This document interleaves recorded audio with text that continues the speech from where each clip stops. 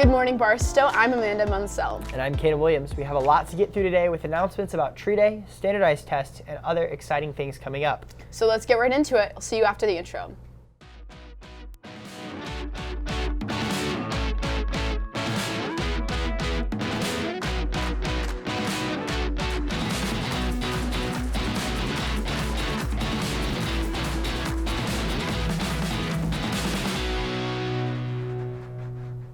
Let's get started with some announcements. Tree Day will be tomorrow, Tuesday, April 23rd at 2 p.m. and the rain-out date for this ceremony will be Thursday, April 25th at 2 p.m. And the Barstow Friends of the Arts will also have a meeting this Wednesday, April 24th at 8:15 a.m. in the dining hall. Speaking of the arts, grades 3 and 4 are having their spring music program this Wednesday, April 24th at 9 a.m. in the Raymond B. White Auditorium. That sounds like a lot of fun. Hey, Kaden, you went to Barstow Elementary School, right? I did. Why do you ask? So I know that it's ERB season, and I'm wondering if you have any advice. I have no advice, but Sage actually just made a piece about ERBs, so let's check it out. ERBs recently switched from paper to electronics. I caught up with Ms. Delaney, Mr. Fox, and Mr. Presco for more information. I'm here with Mr. Fox, the Assistant Director of Middle and Upper School. Mr. Fox, what are the ERBs and why do students take them? ERBs are a standardized exam that's given all over the country. Various schools use them. It's a way to measure student performance on a international or national scale, so you can compare schools all over the country and how students are doing. I'm here with Ms. Delaney, the Associate Director of College Counseling. Why did ERB make the switch from paper to iPads? So I think people were really concerned about what the change was going to look like, but ultimately we decided to go from paper to electronic for the ease of shipping. We don't have to ship anything anymore, so it means that we get our scores almost immediately, which allows our teachers to utilize those scores for future use and placement.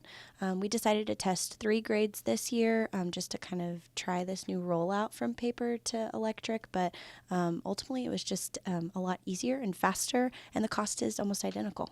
How do you address the increasing concern from parents about kids having additional screen time? At Barstow, I love the philosophy that it's all about balance. And so I love that our teachers are really proactive about talking about we utilize our iPads for certain reasons, but we know that the balance of screen time is important and that there are certain things that we should be doing with our hands and doing in person as opposed to on a screen. For parents that are concerned that the tests are now on iPads, what I would tell them is that essentially the questions are exactly the same. So ERBs rewrote the exams and they are now same on paper and on iPad. They're able to get things done a little bit more efficiently. So we actually are spending less, while it is more time on a screen, we're spending less time testing. There's more time available for instruction and those other hands-on activities. How is the switch affecting kids with learning disabilities?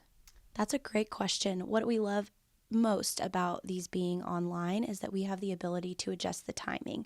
So for those students that maybe are normally testing with extended time on paper and teachers are having to worry about what's my regular time testers doing, what are my extended time testers doing, the computer program has it all fleshed out for them. Now that ERBs are on iPads, how are you addressing some security concerns? Part of why we pushed it out instead of just having the students install them was I have the ability to lock them into that app so they cannot get out. They can't hit the home button, does nothing. They can't do a hard reset, takes them right back into the app. So they're locked in and they can't bounce out, look up answers or anything like that. Some people have difficulty reading off of screens. How are you addressing this issue?